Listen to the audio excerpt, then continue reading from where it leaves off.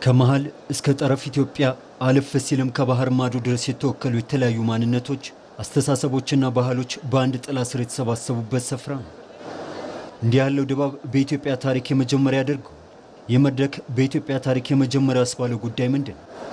በኢትዮጵያ ሀገረ መንግስት ግንባታ ሂደት ከምክክር ይልቅ የኃይል ፖለቲካ ሰፍኖ ቆይቷል።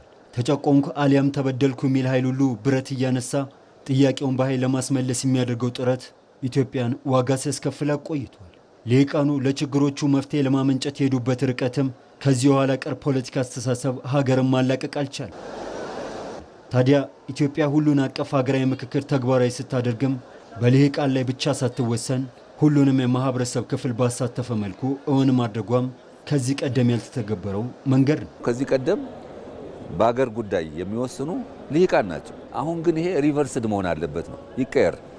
የኢትዮጵያ ሕዝብ የሀገሩ ባለቤት ነው ካል በሀገሩ ጉዳይ የመነጋገር ተነጋግሮ ደግሞ የመወሰን ስልጣኑን ኤክሰርሳይዝ ማድረግ አለበት ነው። ይሄ ተፈጥሮ መብቱም ነው፣ ህጋዊ መብቱም ነው እና ይሄንን እያደረግን ነው። የሀገራችን የፖለቲካ ልምድ አብዛኞቹ ውሳኔዎች ልሂቃኑን ማዕከል ያደረጉ ከላይ ወደ ታች ብቻ የሚወርዱ በመሆኑ በህዝቡ ዘንድ ቅቡልነት ለማጣታቸውም እንደ ምክንያት ይነሳል። ነገር ግን ኢትዮጵያ አሁን ላይ የተገበረች ያለችው የሀገራዊ ምክክር ከቀድሞ መንገድ በተለየ መንገድ ከታች ወደ ላይ ስልትን የተከተለ ነው። በኢትዮጵያ የሚገኙ ከ1200 በላይ ወረዳዎችን ተደራሽ ማድረግም ተችሏል። ሂደቱ ጥቂቶች መክረው ለብዙዎች የሚወስኑበት ሳይሆን በሺዎች የሚቆጠሩ ወረዳዎች ተፈትሸው በመቶ ሺዎች የሚቆጠሩ ዜጎች በአካል መክረው በሚሊዮን የሚቆጠሩ የልብ ትርታዎች የተሰባሰቡበት ታሪካዊ መድረክ ሆኖ እናገኘዋል። በሀገራዊ ምክክር ጉባኤ መድረክ ላይ የተገለጠውም ይህ እውነት ነው። ኤሊታችን ተማርን የምንለው እኛ ቀለም የቀመስን ሰዎች ለህዝቡ እናውቅልሃለን እንለዋለን። ህዝቡ ግን ምንድን ነው የሚለው? ስለዚህ ህዝቡ የሚለውና ኤሊቱ የሚለው ይስማማል ወይ? አንድ ነው ወይ? ይህንንም ለማየት ረድቶናል።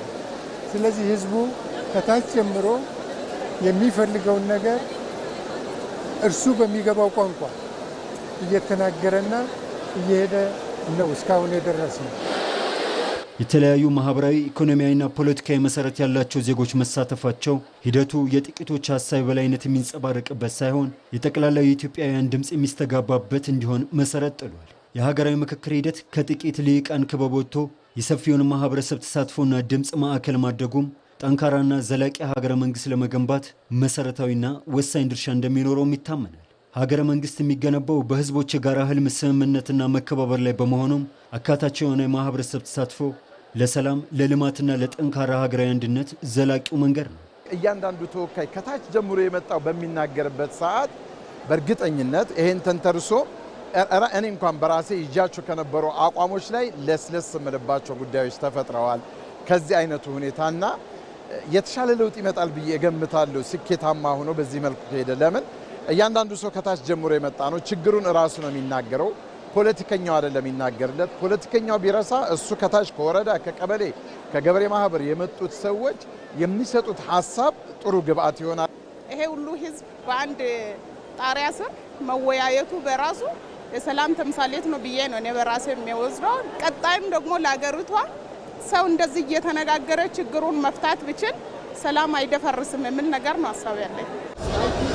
ኢትዮጵያ በታሪኳ ለመጀመሪያ ጊዜ የሀገራዊ ምክክርን ልሂቃን ብቻ ሳትወሰን የሁሉንም ማህበረሰብ ክፍል ባሳተፈ መልኩ እያካሄደች ትገኛለች። አካታችነትና አሳታፊነት መሩ ያደረገው የሀገራዊ ምክክር በሀገራዊ ምክክር ጉባኤ 4000 የሚደርሱ ዜጎች ከሁሉም ማህበረሰብ ክፍል የተውጣጡ በ8ቱ አጀንዳዎች ላይ እየመከሩ ይገኛል።